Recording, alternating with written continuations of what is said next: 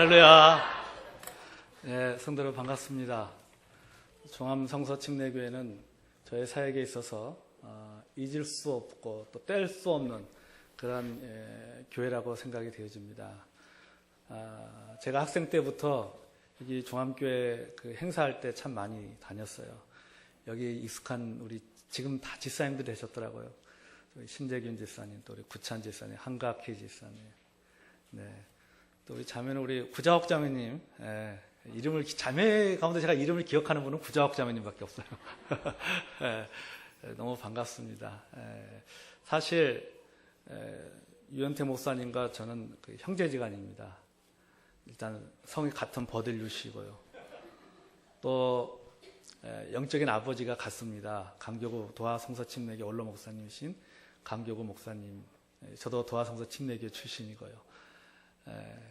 항상 사역을 하면서 우리 목사님께서 참 많은 부분에 조언도 해주시고 또 많은 부분에 도와주십니다. 제가 어떤 사역에 있어서 궁금한 것이 있을 때 늘 전화해서 또 물어보고 또 상의를 드리고 있는 멘토와 같은 귀한 목사님이십니다. 우리 사모님도 참 대단하세요. 저희 어머님이 저희 집사람한테 보면 항상 그래요. 더도 말고 사모님처럼만 하면 돼. 그래야 하세요. 그래서 우리 강성순 사모님 참 이렇게 잘 이렇게 교회를 섬기고 성도들을 섬긴다는 이야기를 들 때마다 도전이 되고 참 많은 또 저희들에게 큰 또 본이 되어집니다. 어쨌든 우리 성도를 만나서 참 반갑습니다. 사랑합니다. 시작 우리 기도하겠습니다. 하나님 아버지, 오늘 거룩하고 복된 주일날 우리 사랑하는 성도들과 함께 주 앞에 귀한 예배로 영광 돌리게 해주시니 감사합니다. 하나님 아버지, 예배가 하나님께 영광이 되어지고 우리 각자에게는 하나님의 임재를 체험하고 또 문제가 해결되고 상처가 치유되어지며 하나님의 말씀 가운데 새로운 변화를 경험하는 복된 예배가 될 수 있도록 하나님 축복하여 주시옵소서. 예수님의 이름으로 기도하옵나이다. 아멘.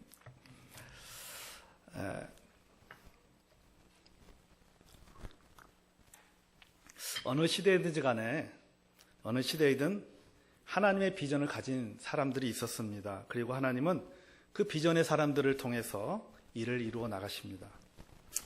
그렇다고 해서 비전이라고 하는 것이 너무 거창하게 생각할 필요가 없습니다. 역사의 어떤 한 획을 긋는 그런 큰 일을 꿈꾸는 사람만이 비전의 사람, 우리가 흔히 말하는 비저너리가 아니라는 사실입니다. 비전은 크기와 상관이 없습니다. 우리가 새우잠을 자면서도 고래의 꿈을 꾸라라는 이야기를 많이 듣지만은, 그러나 고래의 꿈을 꾸는 것만이 비전은 아닙니다. 새우의 잠을 자더라도 새우의 꿈을 꾸면서 사는 것도 또 비전이라고 생각이 되어집니다. 내가 비록 새우로서 새우의 꿈을 꾸며 살지만은, 그러나 그 자리에서 내가 행복해하고 감사하고 또 그것이 하나님께서 자신에게 주신 사명이라고 여기고 또 달란트라고 여기고 그곳에서 충성하는 것이 곧 비저너리의 삶이라고 그렇게 생각이 되어집니다. 저희 교회에 아주 젊은 집사님 한 분이 계십니다. 이분은 어렸을 때 굉장히 말썽을 많이 부렸던 집사님이십니다. 교회 모친들께서 저는 커서 도대체 뭐가 되겠는가 그랬던 그런 집사님이십니다.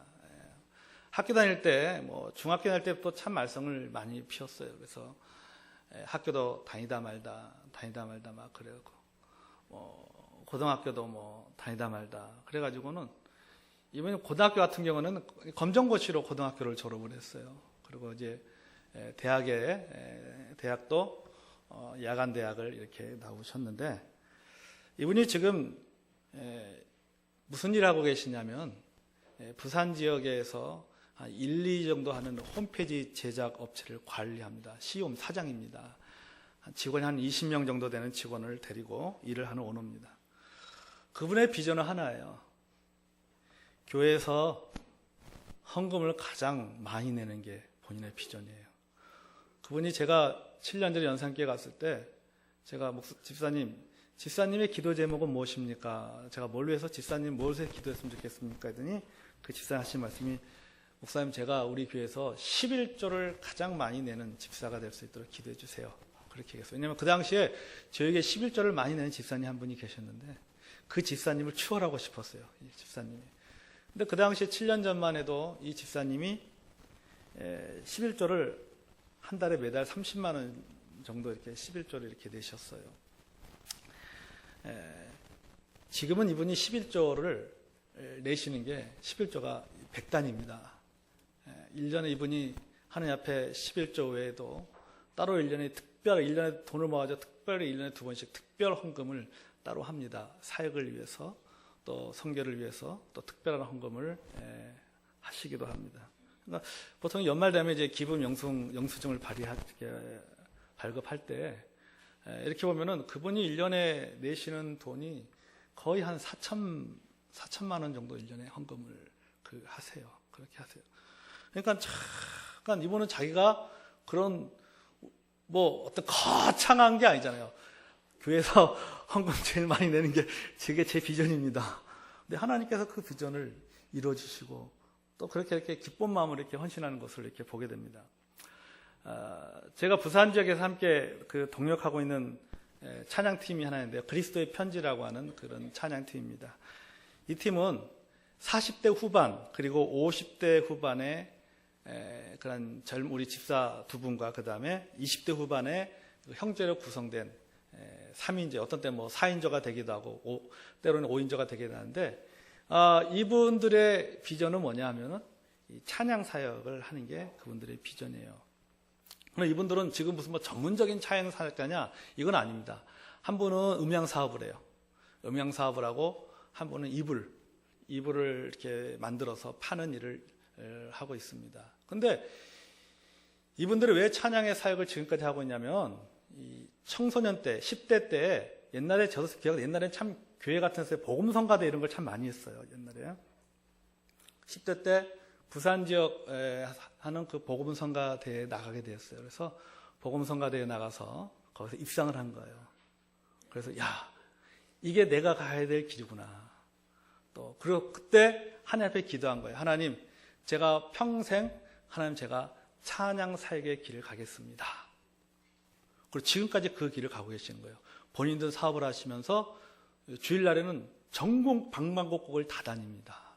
그러니까 이분들이 보통 찬양 사역자들 초청해서 집회하게 되면 그 교회 재정적인 부담을 줄 수 있다고 생각을 해요. 그렇기 때문에 일체 어떤 사례도 받지 않냐고 본인들 자비량으로 이렇게 합니다. 그래서 가가지고 어떤 어려운 교회라도 보면은 가서 음향시설이 마음에 안 들잖아요. 하다 보면요. 그러면요. 음향 사업하는 집사님이 계시다 보니까요. 음향을 싹 교체해 주세요. 무상으로 교체해 주는 그런 일들을 하십니다. 그럼 어떤 교회 가면 또 이제 사례를 하는 교회가 있어요. 그럼 그 사례하는 것을 1년치를 모읍니다. 1년치를 모아서 항상 보면은 12월 달에 콘서트를 엽니다. 그러니까 전국에 있는 찬양 사역자들을 부상으로 초청을 해가지고 콘서트를 열어요. 콘서트를 해가지고 거기에 나오는 모든 수익금을 가지고 쌀을 사서 사랑의 쌀 나누기를 합니다. 그래서 이렇게 작년 같은 경우도 한 250포대 정도 이렇게 쌀을 전달을 했는데 그런 일들을 하고 있어요. 평생. 근데 재밌는 건요. 그 아들이 그 사역을 이어받고 지금 부산대 대학원에 다니는데 그 아들이 그 사역을 이어받고 아버지와 같이 그 사역을 하고 있어요. 혹시 여러분 히든싱어 보신 적 있습니까? 예. 혹시 거기 보면 이적 나올 때 보신 적 있어요? 이적 나올 때 이적하고 얼굴 아주 비슷하게 생긴 대학원생이 있었습니다. 예, 부산 다니는 그 아들이에요. 예, 그 집사님 그 아들이에요. 예. 그러니까 평생을 그렇게 가는 거예요. 본인의 어떤 사업을 하면서 한 사람은 음향 사업을 하고 한 사람은 이불 사업을 하면서 얼마 전에는 이제 태국 성교회를 만들어가지고 태국에다 교회를 하나 개척을 해가지고 1년에 한 번씩 태국 가서 집회를 합니다. 이번 10월 달에 저도 이제 같이 가게 되는데 태국에 가서 또 집회도 하고 그런 일들을 하고 있어요. 이분들은요, 참 대단한 게 뭐냐면요. 한 번은요, 어느 개척교회에서 초청을 해서 갔는데 가보니까 진짜 목사님, 우리 교회는, 집사님, 우리 교회는요, 성도가 없습니다. 딱 3사람밖에 없습니다. 진짜 가니까 딱 3사람 앉아있더래. 목사님, 사모님, 아들. 거기서 2박 3일 동안 집회를 하고 오셨어요. 낮에는 같이 다니면서 전도하고 또 밤에는 또 집회하고. 그러니까 그분들의 비전은 그거예요. 주님이 부르면은 무조건이야. 이게 주님의 그런 그들 갖고 있는 비전은 어디를 보든지 가요. 뭐 전국 어딘지 뭐 부산에 있으면서요. 부산에 있으면서 저기 뭐 강원도 같은 인데서도 찬양 집회 해달라고 하면요. 새벽부터 올라갑니다. 올라가서 자기들 돈 다 지금까지 그 사역을 이렇게 감당을 하고 있는 것을 보게 됩니다. 여러분 이게 뭐예요? 이게 바로 비전너리의 삶이에요. 여러분 비전이라고 하는 너무 거창하게 생각하지 마시기 바랍니다. 사람들에게 어떤 크게 인정받는 어떤 기독교적인 업적을 남겨야지만이 그것이 비전은 아니라는 것입니다. 자신에게 주어진 삶의 현장에서 하나님이 주신 비전을 품고 또 그 비전을 이루어 나가기 위해서 하나씩 준비하는 것이 그것이 바로 비전너리의 삶이라는 사실입니다. 그래서 저는 오늘 여러분과 함께 우리가 잘 아는 이 느헤미야를 통해서 우리가 비전너리가 가져야 될 덕목 3가지를 우리가 생각해 보겠습니다. 자, 첫째는 뭐냐면요. 첫째 P는 뭐냐면 퍼스펙티브입니다. 퍼스펙티브. 안목이죠. 안목을 가져야 된다라고 하는 것이 안목을. 어떤 안목을 말하는 것이냐 하면 자신의 위치와 상황을 정확하게 바라볼 수 있는 안목을 가져야 된다는 거죠. 그러니까 우리 학생들도 뭘 키워야 됩니까? 안목을 키워야 된다라고 하는 것입니다. 안목. 내가 하나님 주신 비전을 이루고 내 인생에 내가 무엇을 하든가 내가 어떤 비전을 향해서 끊임없이 나가는 삶을 살기 위해서는 안목을 키워야 된다라고 하는 것이죠. 어떤 안목이냐? 내가 지금 처해 있는 내 자신의 위치와 내 주변의 상황을 정확하게 바라볼 수 있는 안목을 가져야 된다라는 뜻입니다. 여러분, 느헤미야는 오늘 본문에 보세요. 느헤미야는 상황을 물어보았고 상황을 들었습니다. 정확하게 알고 있었다는 것입니다. 상황이 어떤지, 어떤 문제가 있는지, 또 자기가 무엇을 해야 되는지에 대해서 정확하게 알고 있었다는 사실입니다. 느헤미야는 자신의 민족이 고통을 당하는 이유에 대해서 정확하게 알고 있었어요. 그래서 왜 우리 민족이 고통을 당하느냐? 우리 민족이 고통을 당하는 것은 2가지다. 첫 번째 이유는 뭐냐면 첫 번째는 성벽의 붕괴 때문에 우리 민족이 지금 고난을 당하고 있다는 거죠. 그런데 이 성벽이 붕괴되는 이 첫 번째 원인은 이것은 단순히 어떤가? 눈에 보이는 이유였다는 것이죠. 여러분, 성벽이 무너졌습니다. 성곽이 붕괴됐다고 하는 것은 외부의 공격으로부터 취약할 수밖에 없다고 하는 것이죠. 방어시설이 없다는 것입니다.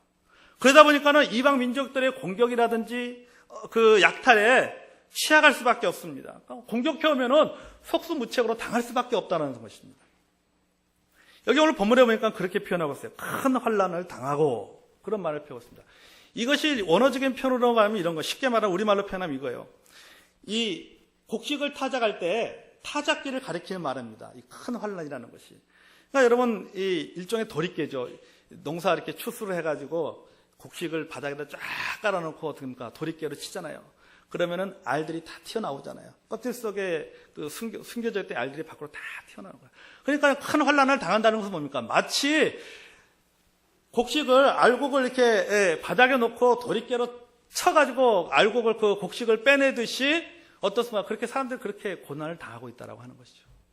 고통을 표현하는 거예요. 그 다음에 또 본문에 보니까는 능력이라는 단어를 표현하고 있어요. 능력이라는 단어라고 하는 것은 이 단어의 의미는 입에 담을 수 없을 정도로 굉장히 치욕적인 것을 말합니다. 유대학자인 요세푸스의 기록에 의할 것 같으면 요세푸스는 이렇게 기록하고 있어요. 그 당시 예루살렘의 길에는 날마다 시체가 질비했다. 그렇게 표현하세요. 그러니까 죽는 사람들이 너무나도 많았다는 거죠. 그러니까 왜 이런 어려움을 겪게 되냐? 성곽이 없기 때문에 이런 어려움들을 겪게 되었다는 사실입니다. 자, 또 한 가지 이유는 뭐냐면 바로 죄 때문이었다는 것이죠. 이스라엘 백성들의 죄 때문에 우리가 이런 어려움을 겪게 되었다라고 하는 것이죠. 자, 이스라엘 백성들이 죄 때문에 어려움을 겪고 있습니다. 왜 우리가 망할 수밖에 없는가? 왜 우리가 어려움을 겪을 수밖에 없는가? 느헤미야는 알고 있었어요. 그것이 뭐냐? 우리들의 죄 때문이다 라고 하는 것이죠. 그러니까 느헤미야는 이 상황에 대해서 왜 우리가 이런 어려움을 겪을 수밖에 없는가에 대해서 두 가지 이유를 원인을 생각해야 되는데, 하나는 뭐냐면 현상적인 원인은 뭐냐면은 성곽의 붕괴예요. 눈에 보이지 않지만 내면적인 원인이 뭐냐? 그것은 바로 죄라고 하는 것이죠. 오늘 6절, 7절 보겠습니다. 이제 주의 종들이 이스라엘 자손을 위하여 주야로 기도하며 우리 이스라엘 자손이 주께 범죄하여 범죄한 죄들을 자복하오니 주는 귀를 기울이시며 눈을 여시사 종의 기도를 들으시옵소서. 나와 내 아버지 집이 범죄하여 주를 향하여 크게 악을 행하며 주께서 주의 종 모세에게 명령하신 계명과 율례와 규례를 지키지 아니하였나이다. 그렇게 말씀하고 있습니다. 여러분, 세상의 모든 일에는 인과관계의 법칙이 적용이 됩니다. 그러니까 원인이 있으면 뭐가 있다는 거예요? 결과가 있다는 겁니다. 원인은 근데 대부분 원인은 숨어 있어요. 그리고 결과는 드러납니다. 그러니까 이걸 여기에 대입시키면 이런 거죠. 자, 이스라엘 백성들의 죄가 원인이고 그 원인이 현상적으로 나타나는 결과가 뭐냐? 성곽의 붕괴라고 하는 것입니다. 그러니까 이 느헤미야는 이것을 정확하게 알고 있었어요. 성곽이 무너지고 이스라엘 백성들이 고통을 당하는 결과를 가져오게 만든 결정적 이유가 뭐냐? 그것은 바로 죄 때문이다라고 하는 것입니다. 여러분, 비전널리가 가져야 될 안목이 바로 이거예요. 원인과 결과, 동기와 현상을 바라볼 수 있는 안목을 가져야 된다라고 하는 것입니다. 그러니까 눈에 보이는 것만이 전부가 아니다라고 하는 거죠. 눈에 보이지 않지만은 그 움직이는 힘을 볼 수 있어야 된다라고 하는 것입니다. 그래서 여러분, 이 퍼스펙티브라고 하는 단어를 여러분이 그 인터넷 들어가서 사전에 찾아보니까 어떻습니까? 전체를 바라볼 수 있는 안목이라고 그렇게 정의를 해놨어요. 전체를 바라볼 수 있는 안목. 또 문제를 해결할 수 있는 균형, 감각, 이렇게 표현하고 있어요. 그러니까 어느 한 부분을 보지 않고 전체를 바라보는 거예요. 어떤 현상만을 바라보는 것이 아니라, 이 현상이 일어나게 된 원인이 뭔가, 그것까지도 동시에 바라볼 수 있는 그런 안목을 키우는 것이 그것이 뭐냐? 바로 퍼스펙티브라고 하는 사실입니다. 여러분, 우리가 신앙적으로 한번 생각해 보겠습니다. 여러분, 우리가 흔히 섭리라는 단어를 얼마나 많이 들었습니까? 우리가 이게 하나님의 섭리입니다. 하나님의 섭리로 제가 여기까지 왔습니다. 그렇게 표현합니다. 여러분, 섭리라는 것은, 하나님의 섭리라고 하는 것은 어떻습니까? 섭리라고 하는 것은요, 이 보이지 않는 하나님의 그 움직이는 손길이 바로 섭리예요. 섭리예요. 우리가, 제가 구원받은 거 하나님의 섭리입니다.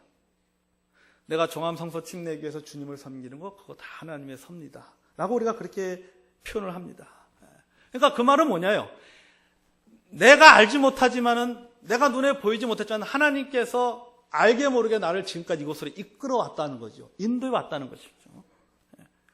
여러분, 어렸을 때 우리가 자석 가지고 자기장 실험을 참 많이 합니다. 그죠? 많이 했어요. 책받침에다 쇳가루를 딱 올려놓고 책받침 아래에는 자석을 놓잖아요. 그죠? 그럼 자석을 막 움직이면은 자석이 움직이는 방향에 따라서 쇳가루도 같이 움직입니다. 움직이는 것은 쇳가루가 움직인다고 생각하는 실제는 뭐가 움직이는 거예요? 그 밑에 있는 자석이 움직이는 거예요. 자석의 움직임에 따라서 쇳가루도 같이 자석이 움직이는 방향으로 같이 가는 겁니다. 여러분, 이게 바로 뭐예요? 이게 바로 하나님의 섭리예요. 그러니까 우리가 가져야 될 안목은 뭐냐면 이 두 가지를 다 가져야 된다고. 보이지 않는 하나님의 손길과 눈에 보이는 것, 나타나는 현상에 대해서도 볼 수 있는 그런 안목을 우리가 가져야 된다는 사실입니다. 사랑하는 우리 청소년 여러분, 또 우리 성도 여러분, 여러분이 가져야 될 안목이 무엇입니까? 바로 하나님의 손길을 볼 줄 아는 영적인 안목을 가져야 된다. 우리 흔히 그런 표현합니다. 아는 만큼 보인다. 아는 만큼 보인다. 그런 표현 씁니다. 아는 만큼 보이는 거예요. 아는 만큼. 자기가 아는 만큼만 보이는 겁니다. 많이 알고 있는 사람은 우리가 흔히 우리 빙산의 일각이라고 하는 표현을 씁니다. 빙상은 어떻습니까? 물에 드러나는 것은 일각이죠. 물 속에는 뭐가 있어요? 구가 있어요. 그죠? 그러니까 많이 안다라는 것은 뭡니까? 물 위에 수면 위에 떠 있는 빙산의 일각만을 보는 것이 아니라 물 속에 잠겨 있는 구각도 볼 수 있다라고 하는 거예요. 그러니까 그래서 많이 알아야 되는 거예요. 그러니까 우리 청년들 또 우리 청소년들은 어떻습니까? 학생회 때 내가 넓은 안목을 키우기 위해서 어떻습니까? 뭘 듣든 간에 많이 주워 들어야 돼요. 많이 들어야 돼요. 많이 들어야 돼요. 그래서 안목을 넓혀야 돼요. 하나님 말씀도 맞습니다. 하나님 말씀을 많이 읽으면 어떻습니까? 하나님 말씀 내 머릿속에 꽉 채우고 내 마음속에 꽉 채우면은 뭐가 보이는 거예요? 성경적인 안목을 갖게 되는 거예요. 성경적인 안목을 갖게 되는 거예요. 어떤 일을 통해서도 하나님의 섭리의 손길을 볼 수가 있다라는 사실입니다. 여러분, 느헤미야가요, 어쩌다가 술관원이 된 것이 아닙니다. 거기에는 뭐가 있었어요? 하나님의 섭리가 있었어요. 하나님의 섭리. 그러니까 느헤미야는 하나님께서 자신을 술관으로 세운 이유를 알고 있었어요. 내 위치가 어떤 위치인지, 그리고 이스라엘 백성들의 상황과 이런 상황을 일어나게 된 원인이 무엇인가에 정확하게 인식하고 있었다는 거죠. 요셉이 여러분 어쩌다가 총리가 되었습니까? 요셉이 어쩌다 총리가 된 게 아니잖아요. 노예로 끌려갔다가 어쩌다 보니까는 보디발의 집에 가서 가정 총무하다가, 어쩌다 보니까는 재수 없어가지고 감옥에 들어갔다가, 감옥에서 운 좋게 좋은 사람 만나가지고 다시 복직되고 또 애굽의 총리가 되고, 이게 아니란 말이죠. 어쩌다가 총리가 된 것이 아니에요. 그는 고백하기를 뭐라고 고백합니까? 많은 백성의 생명을 구원하게 하시려고 하나님께서 자신을 애굽의 총리로 부르셨다. 그렇게 고백하잖아요. 그러니까 어쩌다가 총리가 된 게 아니에요. 여러분이 어쩌다가 이 자리에 온 게 아닙니다. 여러분이 어쩌다가 직장생활 하는 게 아니에요. 여러분이 어쩌다가 대학 다니고 내가 어쩌다가 종합학교 오게 되고, 이게 아니라는 겁니다. 어쩌다가 결혼한 게 된 거 아니에요. 거기에는 뭐가 있어요? 하나님의 섭리가 있었다라고. 하나님의 섭리. 느헤미야가 어쩌다가 술관원이 된 것이 아니라 하나님께서 자기가 자루에 어떤 특별한 목적이 있기 때문에 하나님께 나를 참으로 포로 출신에도 불구하고 술관원에 높은 직책을 맡게 해주셨고, 또 그 상황 속에서 그가 하나님의 섭리만을 보았을 뿐 아니라 이스라엘 백성들의 어려움들, 또 왜 이런 어려움을 겪겠는지 그 원인들을 보면서 뭘 보는 거예요? 내가 해야 될 일이 무엇인가를 그것을 통해서 보게 되는 거죠. 그래서 여러분, 우리 비전어리가 가져야 될 그러한 의식 중에 하나, 안목 중에 하나가 뭐냐면요, 바로 지리의식이라고 하는 것입니다. 지리의식. 자, 우리 한번 따라해보세요. 대체 하나님이 나를 왜 여기에, 대체 하나님이 나를 왜 여기에, 이거에 대해 질문을 가져야 된다는 거예요. 그러니까 우리 학생들은 어때요? 하나님께서 대체 왜 나를, 우리 흔히 학생들 표현하고 똥통 학교에 보냈는가? 대체 왜 여기에 보냈는가? 하나님께서 나를 왜 이 직장에 보내셨는가?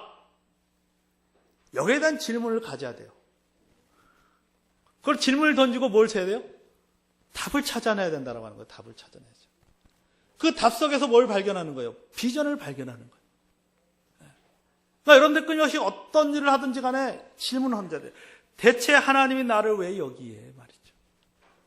저는요, 제가 목회하면서요, 저는 대전 이남으로는 안 내가려고 그랬어요. 대전 이남으로 절대 안 내려가려고 그랬어요. 그래서 명지대학교 윤상 목사님, 제가 부산 간다니까 뭐라 하냐면은, 이 목사는 나하고 사역할 때 분명히 얘기했잖아. 대전 이남으로 절대 안 내려간다고. 근데 부산까지 가자. 그러니까 저도 하나님께서 인도하시니까는 거기 가게 되는 거예요. 거기 지금 내가 하나님께 나를 왜 부산에 보내주셨을까? 부산. 그 이유를 알겠어요. 하나님께 부산을 보내주시는 거예요. 하나님께서 우리 연산 성서 침례교회에서 하나님께서 목회하면서 성도들을 세우는 그런 사역도 하지만은, 또 부산에서 방송을 통해서 부산의 기독교 인구가 7%입니다. 교회가 1,800개 교회예요. 부산 지역에. 교회가 1,800개. 그 다음에 기독교 인구는 7%밖에 되지 않습니다. 거기 성서 침례교회는 얼마나 작습니까? 하나님께서 나를 거기에 부르신 이유를 알았어요. 거기서 하나님께서 방송을 만나게 해주셔가지고, 방송을 통해서 CTS라든지 극동방송이라든지 이런 걸 통해서 성서 침례교를 알릴 수 있도록 하나님께 하기 위해서 나를 그곳에 부르셨다는 거죠. 그래서 저는 우리 성도들한테 그렇게 얘기합니다. 여러분, 성서 침례교회 교인인 것에 하나님 앞에 감사하십시오. 하나님께서 여러분들을 성서 침례교회 다른 교회도 있고, 부산에 큰 교회라고 하는, 일명 대표적인 교회라고 하는 수영역 교회도 있고 호산나 교회도 있고 그런 큰 교회가 있지만, 그럼에도 불구하고 하나님께서 여러분들을 연산 성서 침례교회 성도로 부르신 것은 하나님의 특별하신 뜻이 있다라고 하는 거예요. 그러니까 우리는 비교할 필요도 없다. 큰 교회 작은 교회 비교할 필요 없고, 장로교회 성서 침례교회 비교할 필요 없고, 하나님께서 이것이 우리에게 주신 비전이라면, 이것이 하나님께서 내가 걸어가야 될 사역의 길이라고 하면은, 내가 걸어야 될 믿음의 길이라고 하면은, 우리는 곁눈질하지 않고 감사하면서 그 길을 걸어가면 된다라고 하는 거죠. 하나님께서 저를 부산에 보내주신 이유가 바로 거기에요. 우리 성도들에게 성서 침례교회 성도로서의 그런 긍지와 자부심을 지켜야 하죠. 또 방송을 통해서 제가 화요일마다 생방송을 진행을 하는데, 퇴근길 라디오가 좋다라는 프로그램을 화요일날 저녁에 진행을 해요.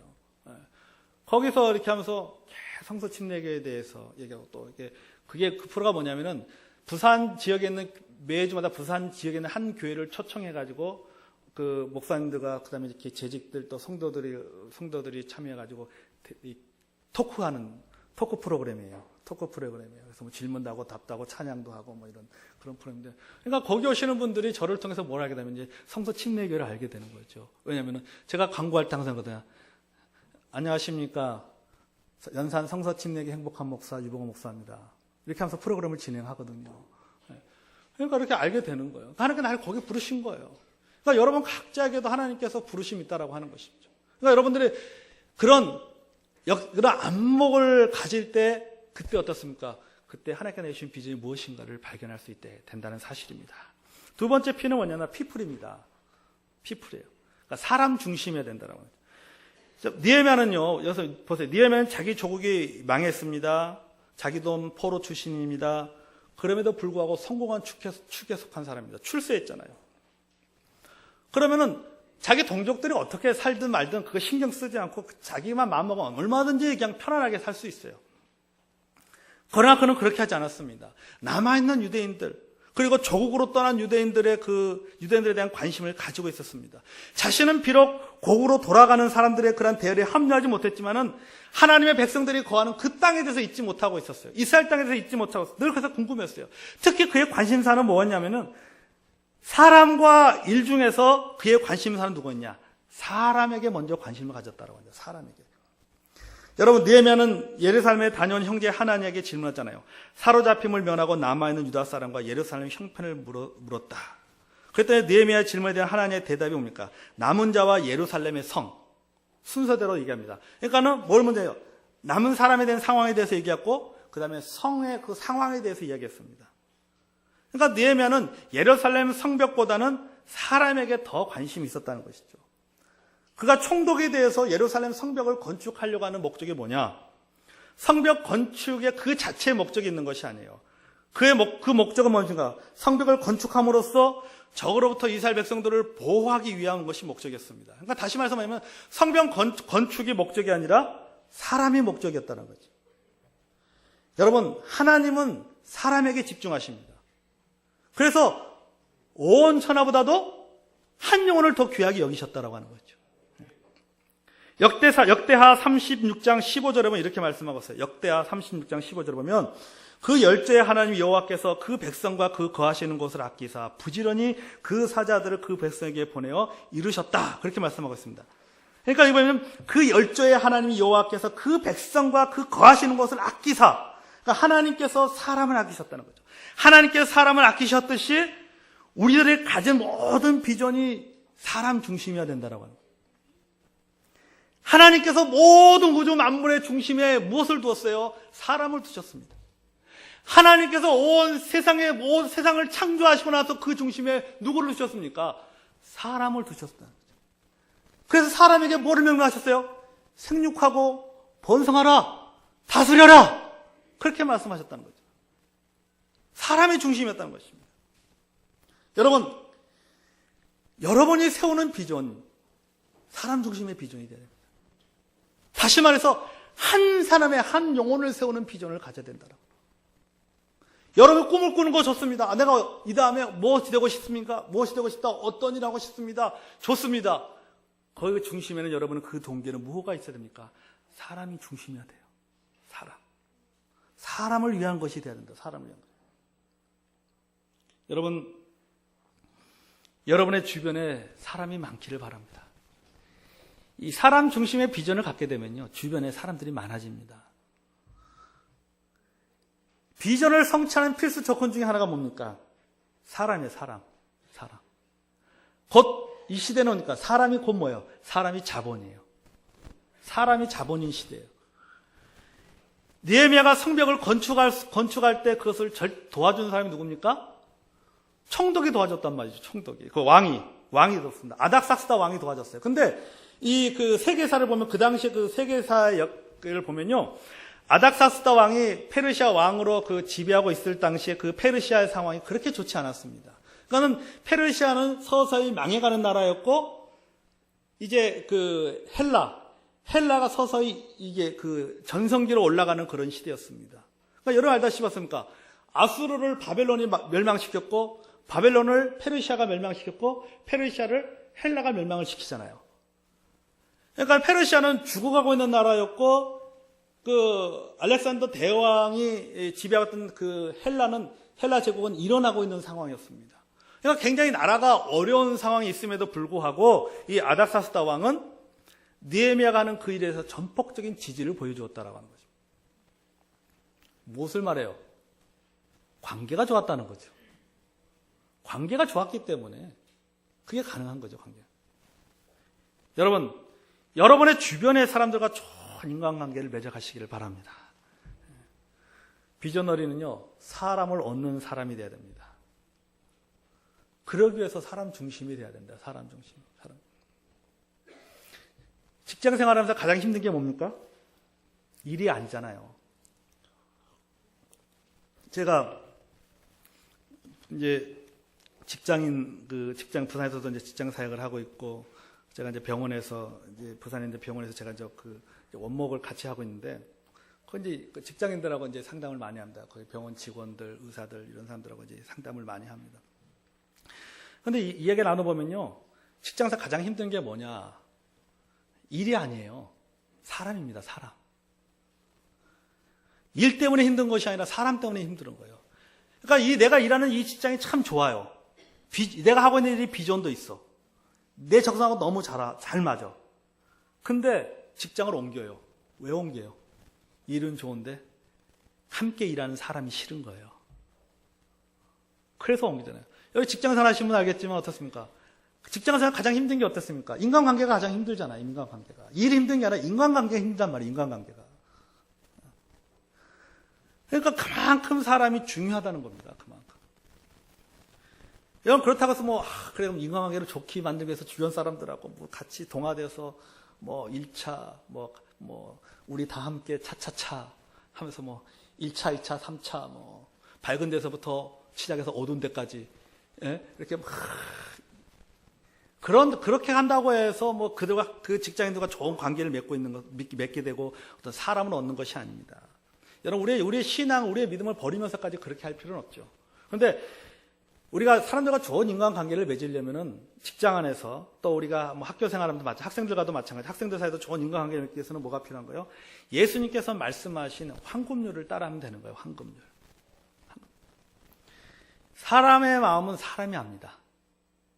사람에게 상처받은 사람은 사람을 통해서 치유받아야 돼요. 사람의 마음은 사람이 아는 것입니다.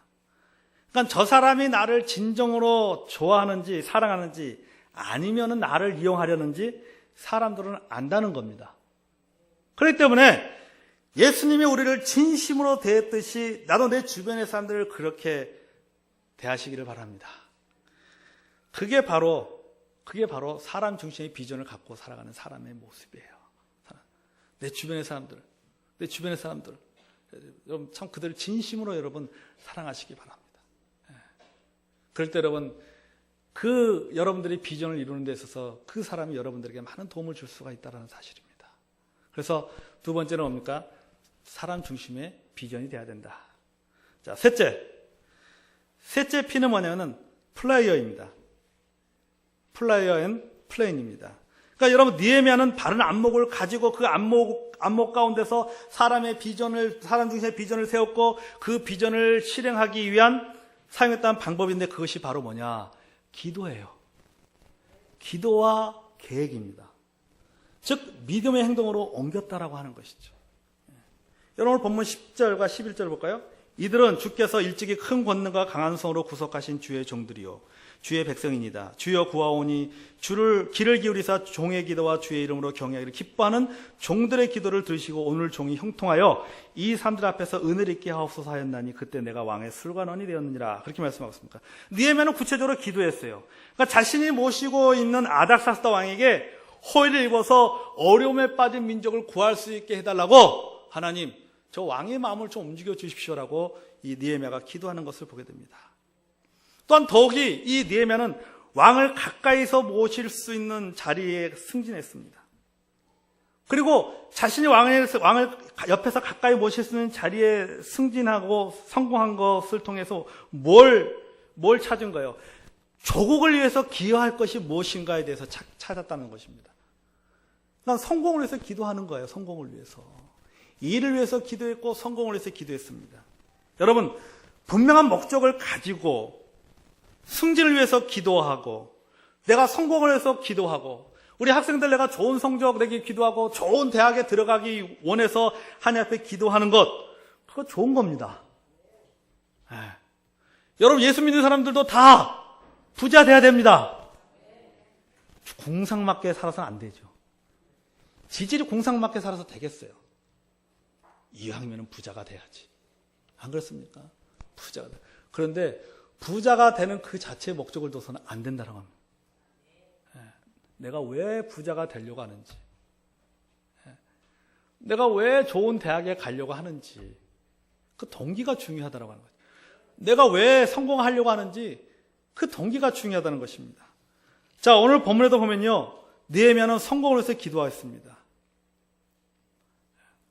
여러분 성공하고 싶습니까? 축복받고 싶으세요? 여러분 승진하고 싶고 좋은 대학에 들어가고 싶고 좋은 직장에 취업되길 원하십니까? 우리가 그런 소원하였으면 우리가 질문을 던져봐요. 동기에 대해서. 왜 성공하고 싶어 하지? 내가 왜 승진하고 싶어 하지? 내가 왜 좋은 대학을 가려고 하지? 내가 왜 취업하려고 하지? 그 동기를 우리가 살펴볼 필요가 있다는 거죠. 그러니까 느헤미야는 자신에게 성공이 필요한 이유가 분명했어요. 그것은 하나님의 언약의 백성들인 유다 백성들을 위해서 그는 승진해야 된다. 내가 성공해야 된다. 조국을 위한 헌신, 유다 백성을 위한 헌신의 또 다른 어떤 그 표현이 그것이 바로 그에게서 성공이었다는 것입니다. 느헤미야는 그래서 열심히 기도하면서 노력을 했어요. 예루살렘 성에 불탄 성문을, 예루살렘 그 성벽이 불탔다는 얘기도, 무너지고 성벽이 불탔다는 얘기 듣고 성문을 고치고 무너진 성벽을 다시 쌓아서 자기 민족을 구하려고 했다는 것입니다. 그리고 왕의 은혜를 입어서 승진하게 해달라고 기도하면서 밤을 새워서 아무 일도 안 한 것이 아니라 기도하면서 기회가 오면은 왕에게 보고할 모든 계획서를 준비하고 있었다라고 하는 거죠. 그러니까 기도하면서 뭐예요? 열심히 그럼 왕이요, 기획서 한번 갖고 와봐. 무너진 성벽 어떻게 건축할 거야? 필요한 재원은 어떻게 마련할 거야? 그것에 대해서 물어볼 때 즉시 그것에 대해서 답변할 수 있도록 계획을 세우고 있었다는 사실입니다. 그러니까 기회가 오면은 왕에게 보고할 모든 준비들을 다 갖추고 있었다는 것입니다. 여러분, 기도하는 사람은 행동합니다. 몸으로 움직입니다. 그래서 기도하는 사람은 플레이어, 그러면서 뭐예요? 트레너예요. 그리고 뭡니까? 플레이어입니다. 뭐예요? 기도하고 계획하고 뭐 하는 거예요? 행동하는 거예요. 행동하는 겁니다. 그러니까 같이 가는 거예요. 기도하고 계획하고 행동이 같이 가는 것입니다. 기도와 행동이 같이 가는 것이죠. 기도하면서 계획하고 기도하면서 행동합니다. 찾으라, 구하라, 찾으라, 두드리라. 이것이 바로 비전어리가 가져야 될 적극적인 기도의 자세, 비전어리가 가져야 될 덕목 중에 하나라는 사실입니다. 여러분, 우리 한번 생각해 보세요. 인생이 계획대로 됩니까? 내가 뭐 계획한 대로 다 되세요. 여러분 인생이 계획한 대로 했으면 이 자리가 없어 지금. 안 그렇습니까? 제가 인생이 계획한 대로 했으면 저 여기 없어요 지금. 산에 가 있을 것 같아요. 아니, 골프장에 가 있든지. 인생이요, 자기가 계획한 대로 안 됩니다. 뭐 사업이 계획한 대로 되면 얼마나 좋겠습니까? 사업도 계획한 대로 안 되잖아요. 공부 뭐 자기가 마음먹는다고 뭐 열심히 한다고. 공부 열심히 해도 안 된단 말이죠. 해도 성적이 안 오는 거 어떻게 할 수 없지. 보면 그렇잖아요. 우리 학생들 보면 뭐 학업 성취도 검사인가요? 뭐 이런 거 학업 적성 검사 이런 거 보면은 뭐 우뇌가 발달한 학생 있고 자뇌가 발달한 학생 있고 언어 영역이 발달한 학생 있고 또 수리 영역이 발달한 학생이 있어요. 보면 있더라고 보니까요. 이렇게 보면. 그러니까는 사람이 모두 다 골고루 다 잘할 수 있고 자기가 인생을 계획한 대로 척척척척 되면 참 좋은데 우리의 인생이 그렇게 되지 않는다는 것입니다.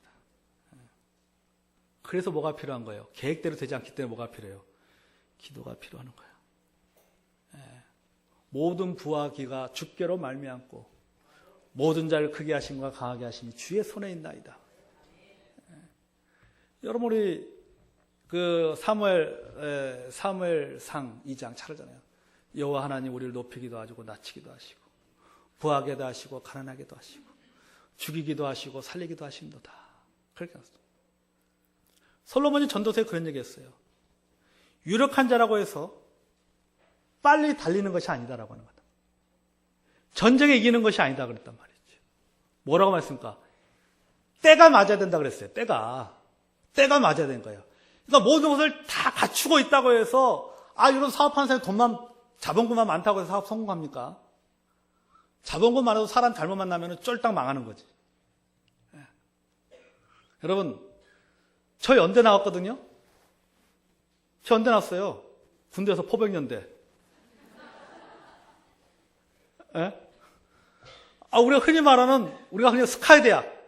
뭐 스카이대학 나온다고 해서 여러분 항상 무슨 모든 앞으로 어떤 인생의 진로가 보장되는 게 아니란 말이죠.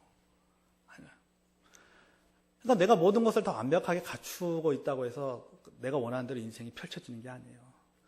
그래서 우리에게 뭐가 필요하냐면 기도가 필요한 거예요. 기도가 필요해요. 어떤 문제로 기도하고 또 반대로 골방에 들어가서 하면 기도만 하면 그럼 일이 이루어지는 거야. 인생이라는 것이 내 뜻대로 안 되기 때문에 그래 기도하면 되는 것 같아. 그래서 아무것도 하지 않고 골방에서 하루 종일 기도만 해보십시오. 일이 이루어집니까? 안 이루어지죠. 너무 잘 알잖아요. 기도만 하면 될 것 같으면 그러니까 무슨 기도해야 되는 거예요? 우리는 움직이는 기도예요. 움직이는 기도. 행동하는 기도예요. 기도하면서 공부해야 됩니다. 공부하면서 기도해야 되는 거예요. 여러분 계획을 세우고 행동을 해야 무엇을 위해 기도해야 되는지를 알게 되는 거예요. 내가 계획 세운단 말이죠. 계획대로 하다 보니까 뭐가요? 안 돼. 막혀. 문제가 생겨. 그럼 가지고 뭐 하게 됩니까? 하나님 앞에 기도하게 되는 거예요. 그 기도가 무슨 기도예요? 그것이 바로 구체적인 기도죠. 그게 구체적인 기도입니까? 해보지도 않고 어떻게 구체적으로 기도할 수 있겠어요? 막연한 기도지. 그건 해보지도 않고 기도하는 거는 그건 막연한 기도예요. 그러니까 내가 계획을 세운 다음에 그 계획대로 시행하다 보면은 부딪힌단 말이에요. 안 된단 말이에요. 그러니까 하나님 앞에 기도하게 되는 거예요. 구체적으로 그 부분에서. 우리 학생도 어떻습니까? 하나님 앞에 이번에 중간고사 잘 보게 해주세요. 기말고사 잘 보게 해주세요. 하나님 기도하고 공부하는데 안 풀려. 문제가 안 풀려요. 하나님 내 머리가 돌대가리 같습니다. 이 돌대가리 좀 금 좀 가게 해주세요. 그렇게 기도하게 되는 거예요. 시도하지만 자기 머리가 돌대가리인지 몰라. 해봐야지 돌대가리인지 알지. 그럼 하나님 기도하는 거죠. 하나님 제 이 돌대가리 금 좀 가게 해주세요. 좀 금이 가야 금난 사이로 뭐가 좀 들어가지. 지식이 좀 들어가죠. 그러니까는 행동으로 옮겨봐야지, 그래야지 내가 무엇을 가지고 기도해야 되는지를 구체적으로 알 수 있게 된다고 하는 것입니다. 그래서 비전어리가 가져야 될 덕목이 뭡니까? 기도하고 계획하는 거예요. 우리가 하나님 앞에 가만히 앉아서 가만히 있으면서 주여 주여 주여 주여. 주기는 뭘 줍니까? 주기는 뭘 줘요? 행동하면서 주여 주여 해야지. 계획하면서 주여 주여 해야지. 그러니까 우리 학생들도 마찬가지입니다.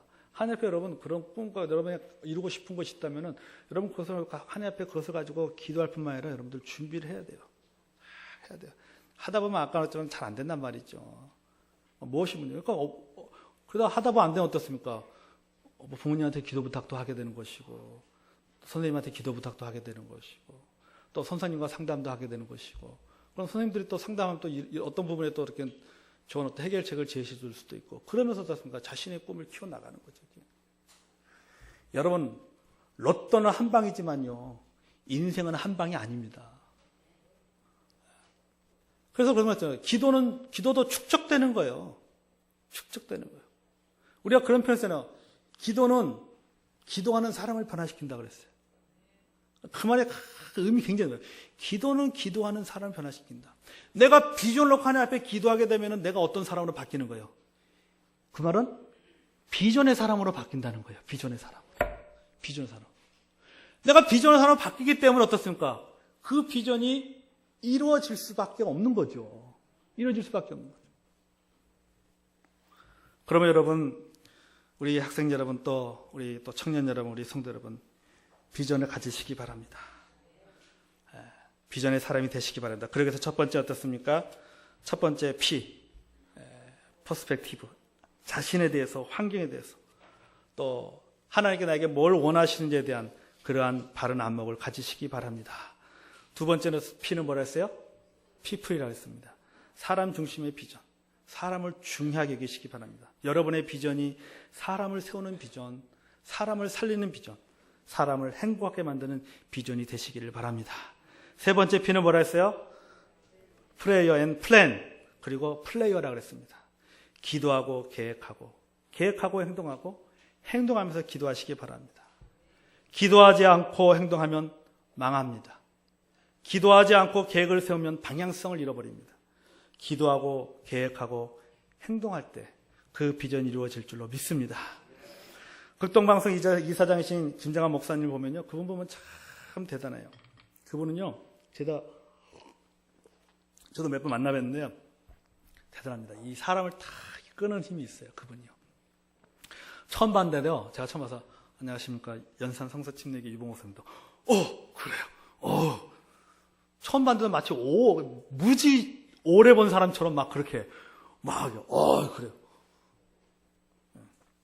근데 참 그분 보면 대단해요. 근데 그분이 늘 주장하는 말이 있습니다. 그러니까 모든 그런 극동방 서울 본사뿐만 아니라 각 지역에 있는 모든 본사 건물 로비에 보면요, 그분의 어록이 딱 붙어 있어요. 뭐라고 써있냐면요, 하나님이 사람을 만나면 기적이 일어나고 사람이 사람을 만나면 역사가 일어난다.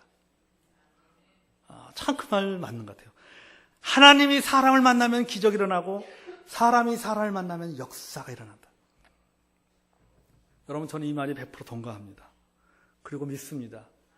여러분의 생애 속에서, 그리고 우리 종암성서 침례교회 모든 우리 성도 여러분들의 삶 속에서 이런 놀라운 역사, 이런 놀라운 간증이 넘쳐나기를 주님의 이름으로 기도합니다. 그래서 여기에 있는 모든 우리 하나님의 사람들이, 특별히 우리 청소년들이 비저너리가 되어서, 비전의 사람이 되어서 다음 세대 이 종암성서 침례교회를 크게 세워나가고 하나님이 맡겨주신 큰 일을 감당하는 귀한 일꾼이 되기를 그렇게 또 기도하고, 또 여러분도 또 기도할 줄로 믿습니다. 이 시간 함께 우리 기도하겠습니다.